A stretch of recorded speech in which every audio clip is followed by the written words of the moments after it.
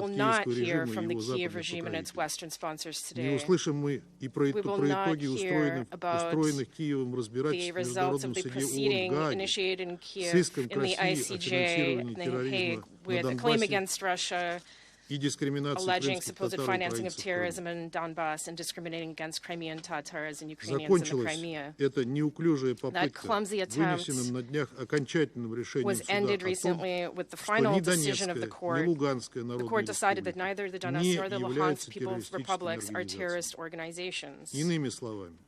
In other words, there were no terrorists present in Donbass, only those who required that the new authorities respect their lawful rights and whom Kiev instead began killing.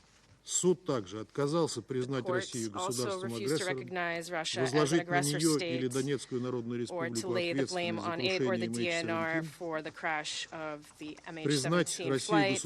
It refused to recognize Russia a state sponsor of terrorism or as a state that discriminates against the Crimean Tatars and Ukrainians in Crimea. What do you say to that, our former Western partners? Кроме того, 2 февраля Международный суд принял процедурное решение по третьему иску Украины по России о якобы злоупотреблении России Конвенции против геноцида для оправдания специальной военной операции, поскольку Россия якобы оправдывала специальную военную операцию геноцидом со стороны Украины на Донбассе. In the Donbass. Эти голословные утверждения были отвергнуты claims were refuted by the International Тем самым Киев сам усадил себя на скамью подсудимых и теперь вынужден будет доказывать, что геноцида со стороны киевского режима на Донбассе не было. Еще раз хотим напомнить, что карательную операцию против собственного мирного населения на Донбассе киевский режим окрестил антитеррористической операцией, то есть операцией против террористов, которых, in other words, an operation against terrorists, which, as the ICJ has ruled, were absent in the Donbass. Just consider what this means for the entire narrative that you've been promoting and continue to promote regarding the Minsk agreements and Russia's actions, as well as what it means for understanding the true nature of the criminal clique that came to power in Kiev in 2014, which continues to send hundreds of thousands of Ukrainians to die as cannon fodder for Western geopolitical interests. I thank you. I thank the representative of the Russian Federation for their statement, and I give the floor to the representative of the United States. Thank you, Madam President. I would like to thank Assistant Secretary General Yensha for his briefing and for attempting to ground the significant myths and disinformation the Russian Federation has advanced in its efforts to rewrite history.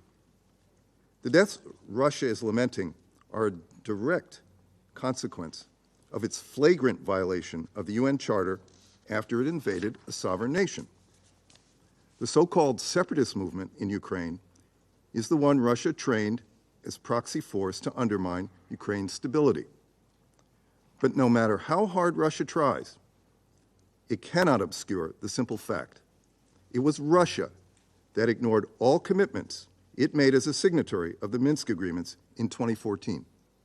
It is Russia that is the aggressor, and Ukraine, which is simply defending its people, its territorial integrity, and its freedom in line with Article 51 of the UN Charter. But let us be clear. This war is indeed a tragedy. Russia and no one else is responsible for this war, which has caused so much bloodshed in the past decade. Russia invaded Ukraine's Crimean Peninsula and eastern Ukraine. It funded, prepared, and led proxy forces in an attempt to establish an artificial pretext to prevent Ukrainians from exercising their right to self-determination. Russia is, and always has been, the sole instigator of this conflict. It participated directly in the negotiation of the Minsk agreements, and its direct representative signed the 3 documents constituting the agreements in 2014 and 2015. The Security Council voted unanimously in 2015 to endorse implementation of the agreements. Russia reaffirmed at the Normandy 4 summit in 2019 that all 3 Minsk agreements remain the basis for the peace process. Russia methodically obstructed the OSCE Special Monitoring Mission, which served as impartial monitor on the ground. And then Russia launched a full-scale invasion of the sovereign nation of Ukraine. While other Minsk agreement signatories sought to implement their commitments in good faith, President Putin cast them aside in favor of revanchist greed, claiming to annex regions in Ukraine its forces haven't even reached, actions which have warranted the General Assembly's strong and repeated condemnations. Russia's ultimate intention remains to fully subjugate Ukraine and deny the existence of a unique Ukrainian identity. The fundamental purpose of the Minsk agreements, as defined by all signatories, was to fully reintegrate the conflict area with the rest of Ukraine and restore Ukraine's territorial integrity. But Russia is not interested in peace. And it is demonstrably clear that Russia is not interested in abiding by international law. If Russia was truly interested in respecting the UN Charter, it would have withdrawn from Ukraine long ago. Moscow has called us together today to lament the very violence it began, fueled, and has continued to perpetrate daily. We can all feel the irony that when Resolution 2202 was adopted in 2015, the representative in Russia's chair expressed it was an opportunity to, quote, turn this tragic page in history, unquote. For the United States' part, we had supported the efforts of the Normandy format and the Trilateral Contact Group while calling for the full implementation of the Minsk agreements by all sides. Russia's own actions, because of Putin's decision to launch an unprovoked and unjustifiable war against his neighbor, as well as by his recognition of the so-called People's Republics in eastern Ukraine and purported annexation of the same, have fully and forever nullified the Minsk agreements. We can now join Ukraine in acknowledging this reality. The United States calls on Russia to stop its relentless attacks against Ukraine and its people, withdraw its forces from Ukraine's territory, and end this brutal war today. Thank you, Madam President. I thank the representative of the United States for their statement. I give the floor now to the representative of Ecuador. Gracias, señora presidenta. Thank you, Madam President. Agradezco al subsecretario general Yenka por su exposición informativa. Saludo la presencia de Ucrania y Alemania en esta reunión. Iniciaré destacando la importancia de cumplir con nuestro compromiso de adherirnos estrictamente a los principios fundamentales de la Carta de las Naciones Unidas, enfatizando la resolución de disputas por medios pacíficos y rechazando el uso de la fuerza contra la integridad territorial o la identidad política de cualquier Estado. Hace 9 años, este mismo Consejo, en un gesto unánime de compromiso con la paz, adoptó la Resolución 2202, que avalaba los acuerdos de Minsk como la piedra angular para abordar la compleja situación en el este de Ucrania. Esta decisión reflejaba la convicción de que a través del diálogo y la negociación, basados en los principios de la Carta de las Naciones Unidas, se podrían superar las discrepancias y promover una paz duradera. Sin embargo, la realidad fue menos alentadora. A pesar de la firma de los acuerdos, los enfrentamientos continuaron, evidenciando una persistente división en la interpretación y ejecución de sus términos. La invasión rusa a Ucrania en febrero del 2022 terminó enterrando los citados acuerdos, que hasta entonces habían representado una esperanza de paz y estabilidad en la región. Las posibilidades de un entendimiento mutuo y el retorno a la mesa de negociaciones, tal como hemos visto, se han visto gravemente comprometidas. No obstante, todo esfuerzo en esta línea debe ser valorado. Es penoso que nos encontremos reflexionando sobre los acuerdos de Minsk en medio de una guerra que está por ingresar en su 24º mes, una guerra que continúa deteriorando la situación humanitaria en Ucrania y afectando severamente a la población civil. Reitero la urgencia de que las partes respeten el derecho internacional humanitario, especialmente en lo que respecta a la protección de civiles y la infraestructura civil. La aplicación de los principios de proporcionalidad, distinción y precaución es crucial para mitigar el impacto de este conflicto en las vidas de inocentes. Señora Presidenta, no podemos permitir que los desacuerdos sobre el pasado nos impidan actuar en el presente. Redunda un interés de todos en poner fin al incesante sufrimiento humano y al despilfarro de recursos que provocan los conflictos. Instamos a todas las partes a retomar, de buena fe, el espíritu de cooperación y diálogo que caracterizó la firma de los acuerdos de Minsk, enmarcado dentro de los mecanismos establecidos en el capítulo 6 de la Carta de las Naciones Unidas. La invasión de Ucrania debe terminar. Por esto, concluyo como comencé mi intervención, esto es, reiterando una vez más la necesidad de adherirnos estrictamente a los principios fundamentales de las Naciones Unidas. Muchas gracias. I thank the representative of Ecuador for their statement, and I now give the floor to the representative of China. Thank you, Madam President. Madam President, on the question of Ukraine, China has always maintained that the sovereignty and the territorial integrity of all countries should be respected, that the purposes and principles of the UN Charter be upheld, that the legitimate security concerns of all countries be taken into account, and that all efforts conducive to the peaceful resolution of the crisis be supported. Thus, it is of great significance that we are here today to discuss the lessons learned of the Minsk agreements. 9 years ago, the parties to the Ukrainian issue negotiated the new Minsk agreement, which was unanimously endorsed by this Council and recognized by all parties as a fundamental political document for the settlement of the issue in eastern Ukraine. This document is legally binding and deserves to be fully and effectively implemented by all the parties concerned. Regrettably, however, most of the provisions of the agreement have yet to be implemented to date. The large-scale conflict that erupted thereafter has continued to this day. This is indeed deplorable and deserves serious reflection by all parties. We urge the parties concerned to respond positively to the call for peace from the international community, strengthen contacts, resume negotiations, and gradually build consensus with a view to realizing a ceasefire at an early date. The international community should actively promote peace and negotiations and create positive conditions for a political settlement of the crisis. Certain countries should immediately stop adding fuel to the fire and refrain from undermining the diplomatic efforts of the international community. Madam President, the crisis in Ukraine has revealed a deeper yet simple truth, which is, as President Xi Jinping has repeatedly emphasized, that mankind forms a community of common future.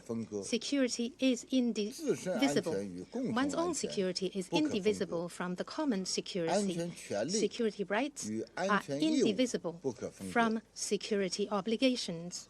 The security of one country cannot be obtained at the expense of the security of others, and there's no way for regional security to be ensured through strengthening or even expanding military blocs. Countries' security interests are mutually equal. The legitimate and reasonable security concerns of any country should be taken seriously and properly addressed. Only by resolving differences peacefully through dialogue and consultations and building a balanced, effective, and sustainable security architecture can we realize universal and common security. Looking around the globe, we see a world caught up in change and turmoil. And human society is facing unprecedented risks and challenges. Building a safer world is the strong desire of the international community. It is the common responsibility of all countries, and above all, it points to the right direction of our times. We must adhere to true multilateralism, respect the sovereignty and the territorial integrity of states, rather than using selectivity, or more importantly, we must steer clear of double standards.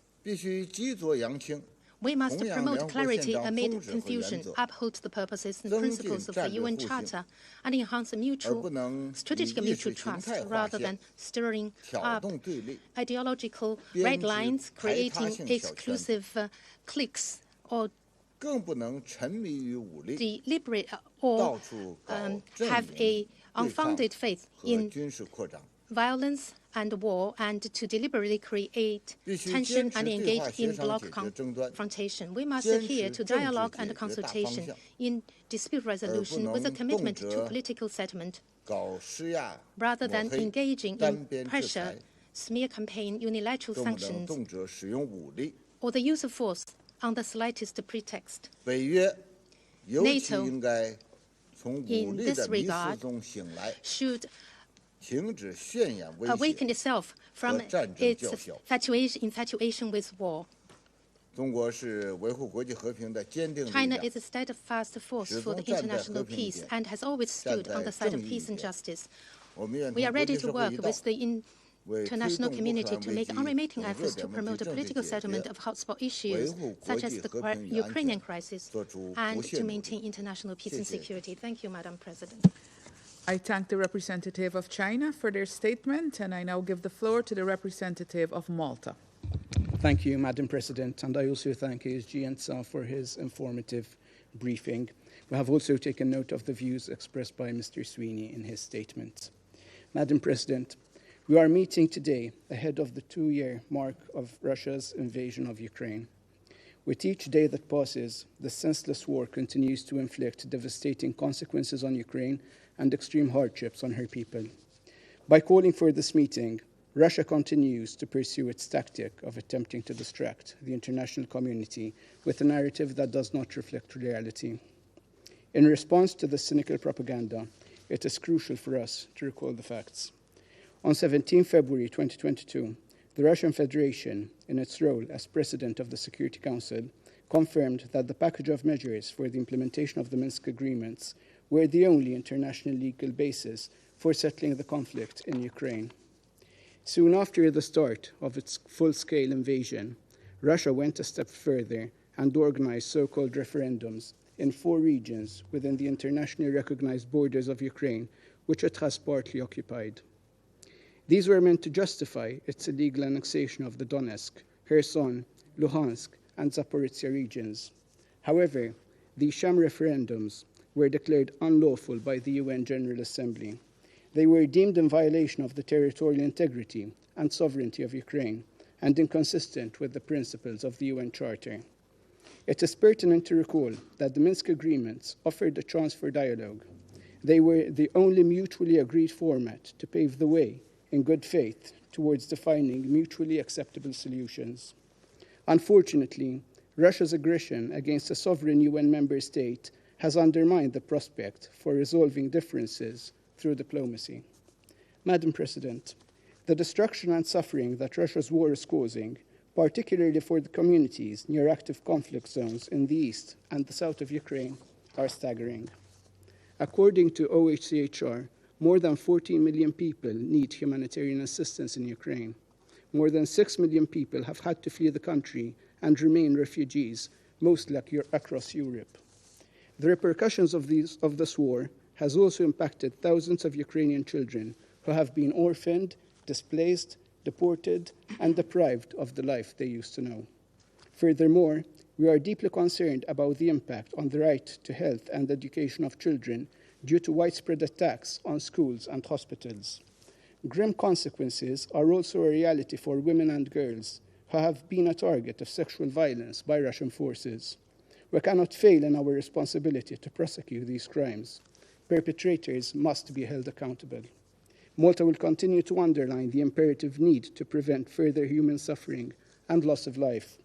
This was one of the key messages delivered by my Foreign Minister, Dr. Ian Borge, in his capacity as OSCE Chairperson in Office during his recent visit to Kiev.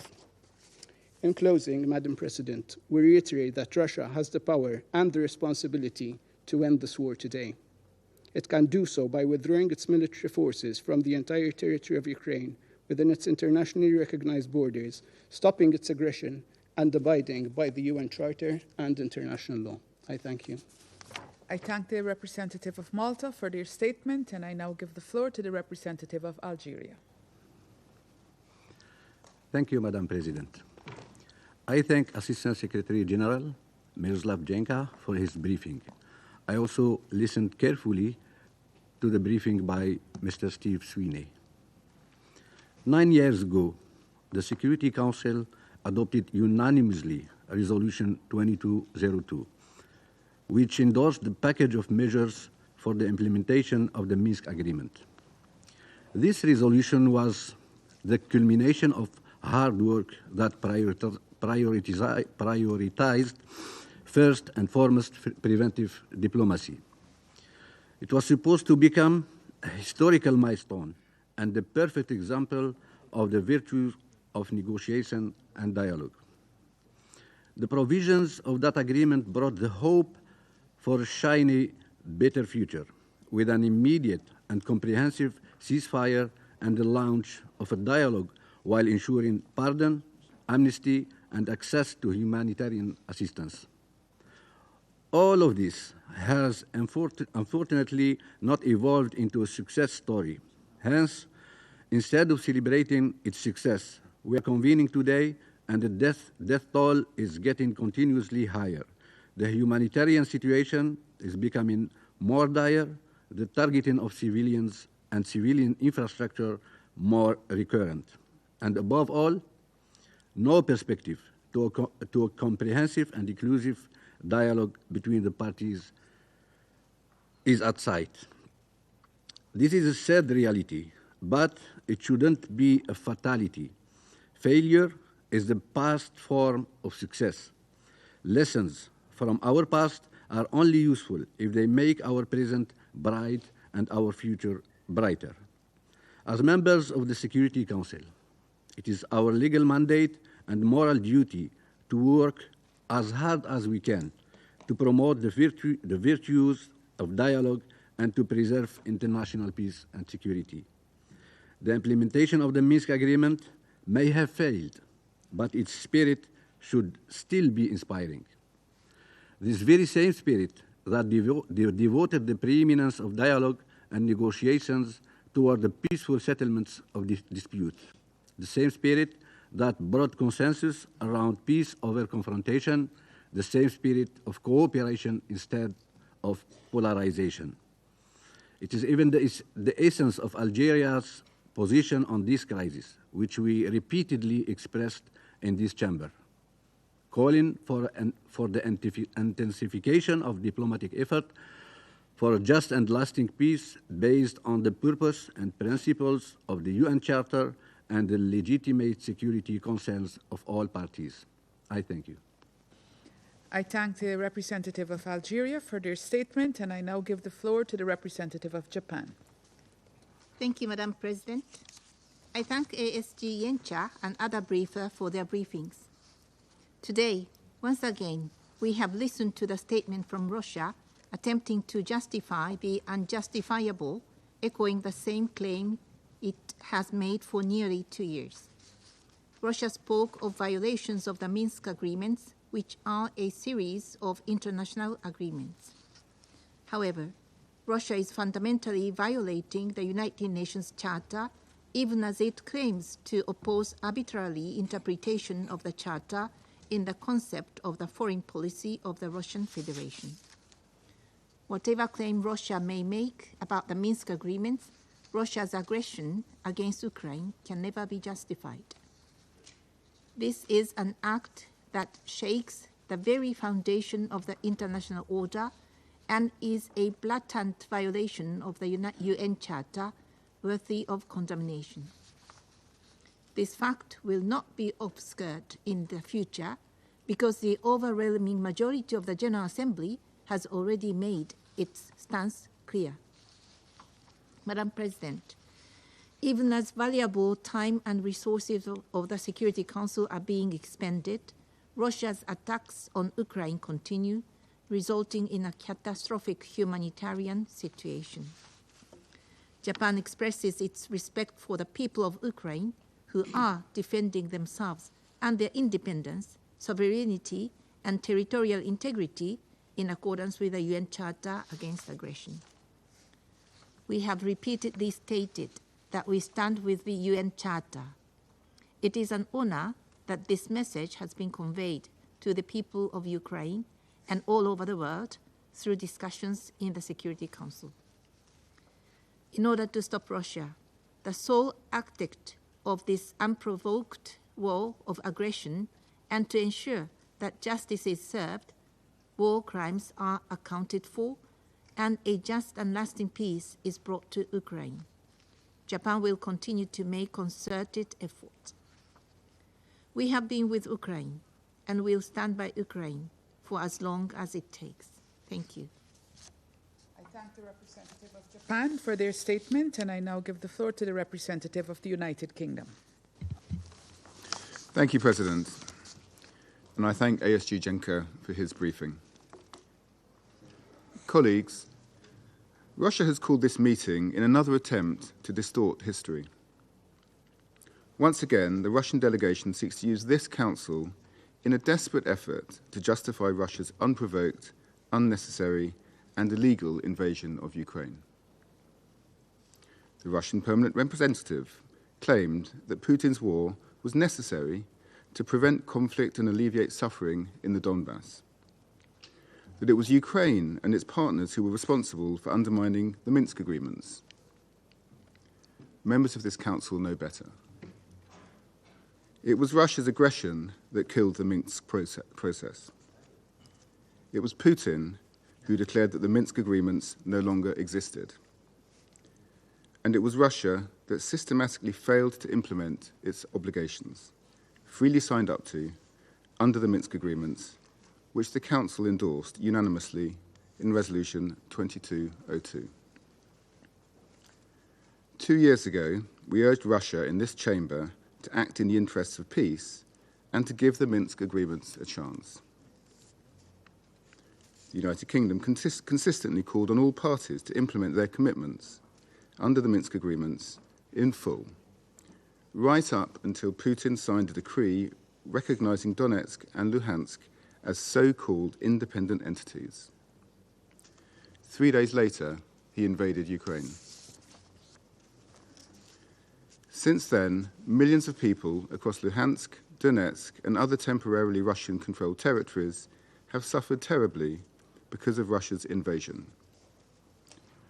Russia's actions have deprived them of humanitarian assistance, despite consistent calls by the General Assembly that Russia allow humanitarians safe access to these areas. President, the Russian permanent representative made various claims about the ICJ today. The court found that Russia had violated international law in 3 ways. It discriminated against Ukrainians. It failed to investigate allegations of terrorist financing. It failed to comply with the court order not to aggravate the dispute with Ukraine. And of course, Russia has failed to comply with the provisional measures of March 2022, ordering Russia to leave Ukraine. President, the truth is that this war is entirely of Russia's choosing. Putin's decision to launch his illegal and barbaric invasion in February 2022 shows us clearly that he was never interested in peace. We urge Russia once again to end its illegal invasion, withdraw from Ukraine, and respect the principles of the UN Charter. Until then, the UK will continue to stand with Ukraine, to defend the Charter, and to call out Russian disinformation. Thank you. I thank the representative of the United Kingdom, and I give the floor to the representative of Slovenia.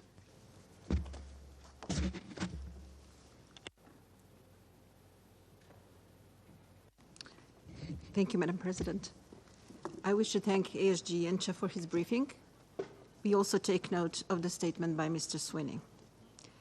Madam President, Slovenia has continuously encouraged both sides to fully implement the Minsk agreements as a whole. The aim of the agreements was to bring peace to eastern Ukraine and reintegrate separatist control areas with the rest of the country. Due to the Russian invasion, we will never know if the agreements had a chance for success. If peace is to come to Ukraine, we need to understand where the soft spots of the Minsk agreements were in order to secure just peace for Ukraine in the future.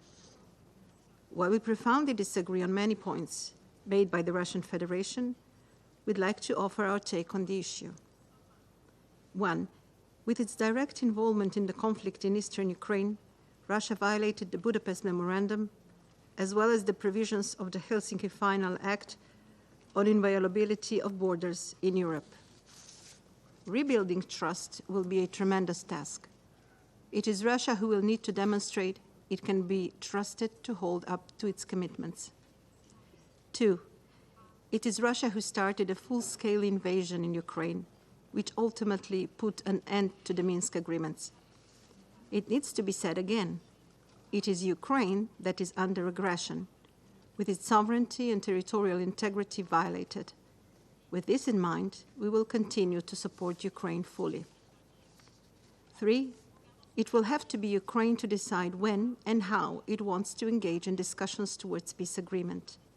We will listen and help. We believe, however, that the terms of the future ceasefire will need to be much more specific. It was the abstract nature and the ambiguity of the text of the Minsk agreements that enable arbitrary interpretations which provided an alibi for violations. Madam President, it may seem impossible at times, but let me underline that what is needed is to work towards just, lasting, and comprehensive peace in Ukraine. Dwelling on the past agreements that did not work will not take us any closer to this goal. Instead, Russia should start respecting international law and its basic principles, such as sovereignty and territorial integrity of another state, and immediately withdraw its troops from Ukraine. The diplomacy will pick up from there. I thank you. I thank the distinguished representative of Slovenia and give the floor to the representative of Mozambique. Thank you. Thank you, Madam President. I thank the Guyana presidency for convening this briefing. I also wish to thank Mr. Mizarlovo Jeka, Assistant Secretary General, and Mr. Stephen Sweeney for their important contributions. I recognize the presence of the representatives of Ukraine and Germany in this meeting. Madam President, we value international agreements where they are bilateral or multilateral in nature. They play a crucial role in fostering cooperation, resolving conflicts, and promoting shared goals and common understanding between nations. The series of international Minsk agreements aimed to bring peace to Ukraine through negotiated steps were a recognition of the important role of diplomacy as a specific means to settle dispute at the service of international peace and security, as enshrined in the UN Charter. Very regrettable, though, their full implementation faced significant challenges and setbacks. The letter and spirit of the Minsk Agreement should be revived and used as a source for inspiration to uphold the principles of peace settlement of disputes as described in Article 33 of the Charter. In this context, Mozambique welcomes the opportunity to re-examine the Minsk initiative, which was aimed at addressing, through peaceful means, dispute between two important UN member states.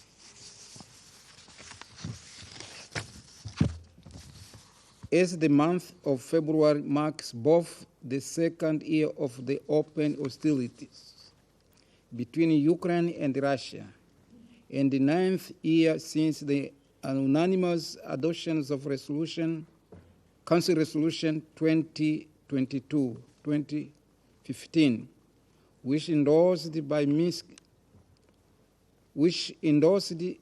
Minsk Agreement. The time is right for the concerned parties to engage in peace dialogue.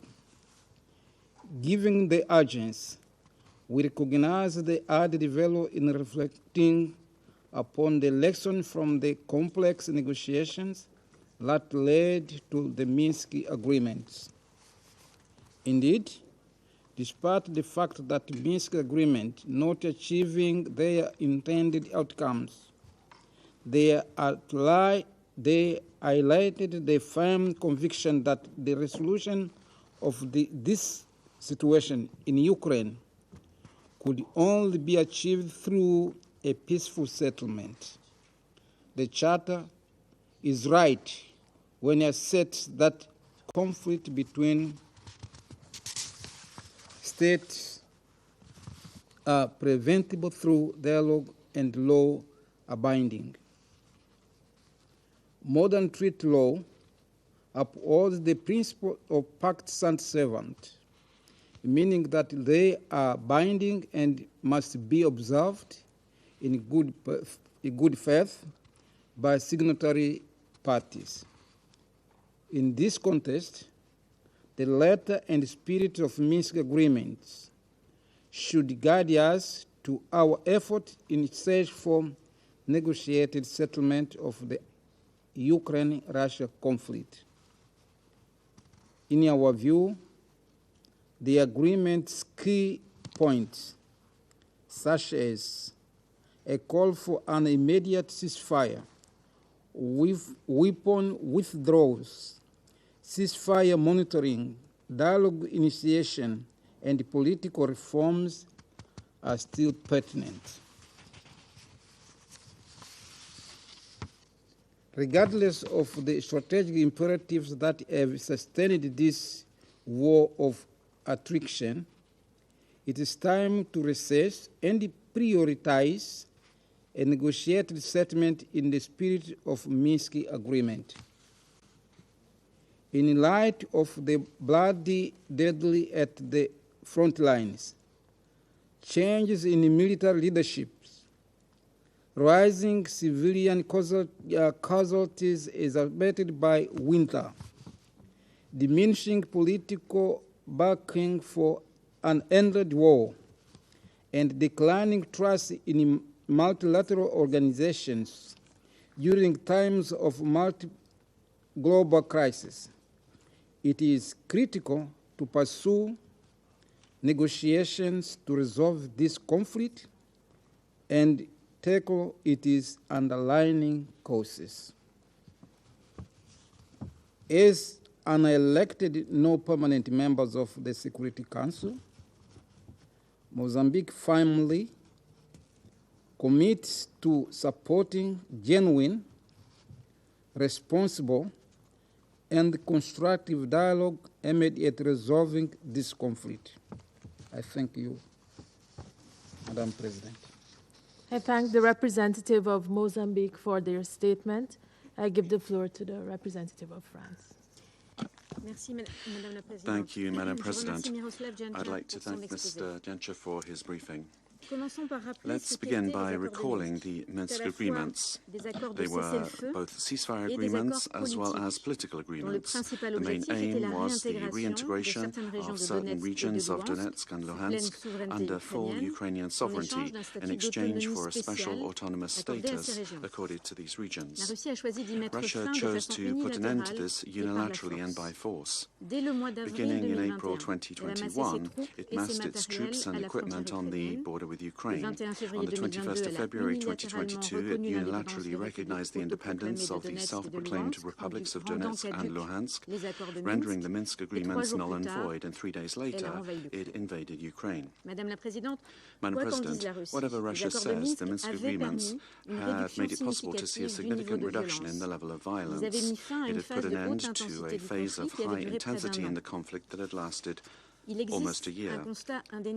No one can deny that the level of violence being currently suffered by the population of Donbass and the entire Ukraine since the launching of the war of aggression by Russia against Ukraine on the 24th of February 2022 cannot be compared with the situation which existed previously. The same is true for the number of civilian and military victims, more than 10,000 civilian deaths and hundreds of thousands of soldiers killed on both sides. Madam President, the prospects for a peaceful settlement do exist.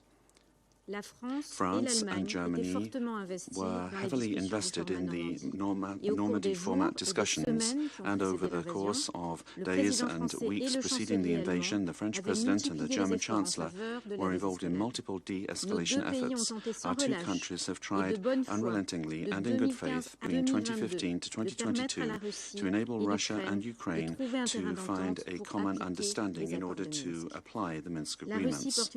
Russia bears major responsibility for the failure of this negotiation process. Over 7 years, it contributed to stirring up tensions in Donbass, and it withdrew from the mechanism for verifying the ceasefire in 2016, and it contributed to preventing the implementation of the measures decided in Paris in December 2019. It refused to engage in good faith in the discussions by pretending to be a mediator, whereas it was a party to the conflict.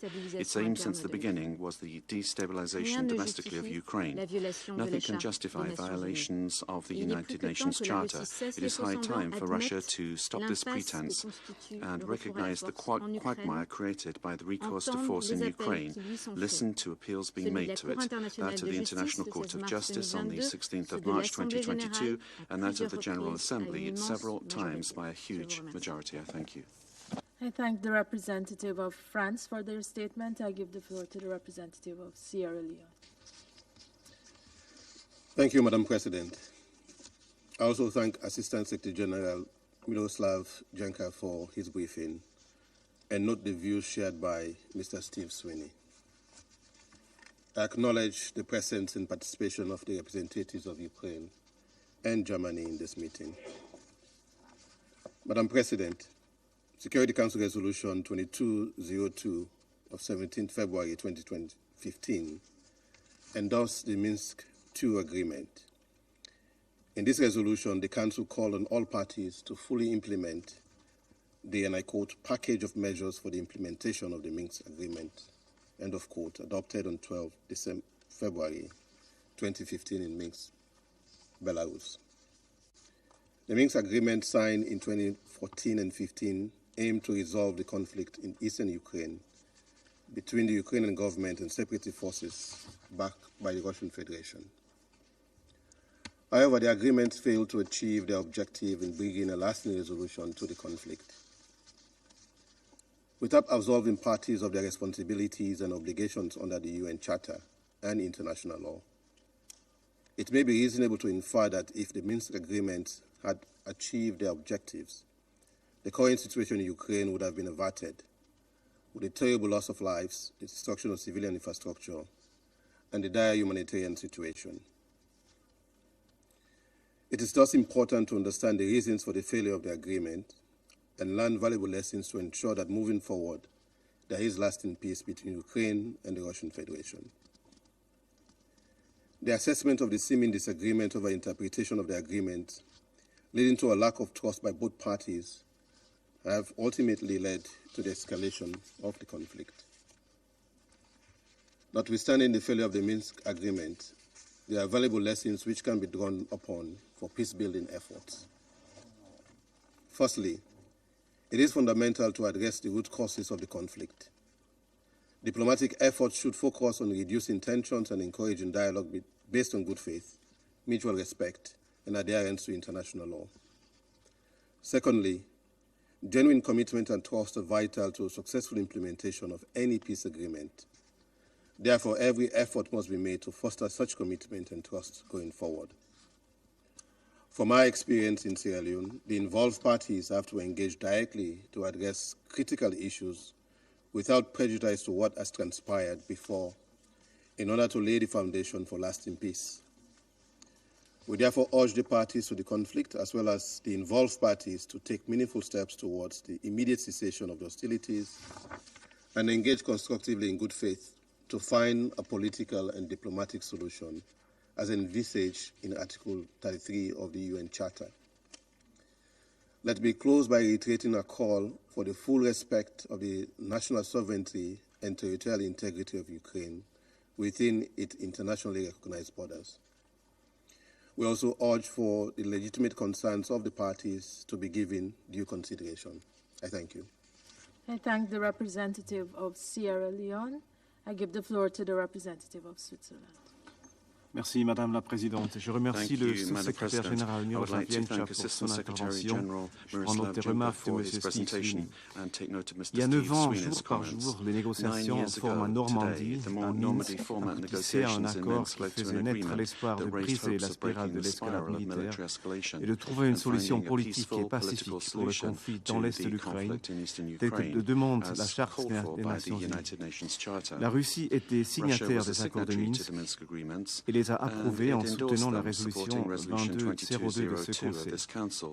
Néanmoins, Moscou a brutalement mis fin à ces accords il y a presque 2 ans, en reconnaissant l'indépendance des républiques populaires de Luhansk et de Donetsk et en lançant son agression militaire contre l'Ukraine. Nous rejetons les tentatives de la Russie de justifier cette violation du droit international et ce mépris flagrant des principes fondamentaux des Nations Unies et de l'Organisation pour la sécurité et la coopération en Europe. L'engagement de la Suisse en faveur de la paix en Ukraine est resté inébranlable depuis 2014 et continuera de l'être. À la suite de l'annexion de la Crimée par la Russie et du début du conflit dans l'est de l'Ukraine, nous nous sommes activement engagés pour que les structures pertinentes de l'OSCE reçoivent le soutien politique et financier nécessaire, ainsi que les ressources personnelles pour remplir leur mandat. À ce titre, nous soulignons le travail de la mission spéciale d'observation en Ukraine. Durant des années, elle a observé et rendu compte de manière impartiale la situation sur le terrain. En outre, nous nous avons encouragé et contribué au dialogue dans le cadre du processus de Minsk de l'OSCE. Bien que la mise en œuvre ait été difficile, les accords de Minsk ont rendu ce dialogue possible. Des efforts considérables ont été déployés à cet égard à différents niveaux, notamment au sein de groupes de contact trilatéral. Ces exemples soulignent que pendant des années, l'OSCE et les accords de Minsk ont contribué à la désescalade, à l'envoi d'aide humanitaire au profit des populations affectées à l'est de l'Ukraine. Madame la Présidente, comme le disait le secrétaire général mercredi dernier, les guerres détruisent, la paix construit. Les efforts pour parvenir à une paix globale, juste et durable en Ukraine, conformément à la Charte des Nations Unies, doivent être poursuivis. Nous réitérons que les organisations internationales, y compris l'OSCE, peuvent jouer un rôle important dans la désescalade de la situation actuelle, ainsi que dans la résolution pacifique du conflit. Ce rôle a été également souligné par la résolution ES 11.4 de l'Assemblée générale. En effet, l'OSCE continue à œuvrer pour la paix. Par le biais du mécanisme de Moscou, activé 3 fois depuis le début de l'agression militaire, l'OSCE contribue à l'établissement des faits, une tâche essentielle pour que les responsables des crimes répondent de leurs actes. Avec la mise en place du programme de soutien extra-budgétaire à l'Ukraine, l'organisation s'est dotée d'un cadre lui permettant d'apporter sa vaste expertise au bénéfice de l'Ukraine et de son peuple. La Suisse soutient pleinement les efforts de la présidence de l'organisation visant à maintenir l'agression militaire de la Russie contre l'Ukraine au centre de l'attention de l'OSCE. Madame la Présidente, nous réitérons notre ferme condamnation des actions menées par la Russie portant atteinte à la souveraineté et à l'intégrité territoriale de l'Ukraine. Nous appelons à cesser immédiatement son agression militaire contre l'Ukraine. Vous pouvez compter sur l'engagement continu de la Suisse, tant au niveau multilatéral que national, pour reconstruire le chemin de la paix. Je vous remercie. I thank the representative of Switzerland for their statement.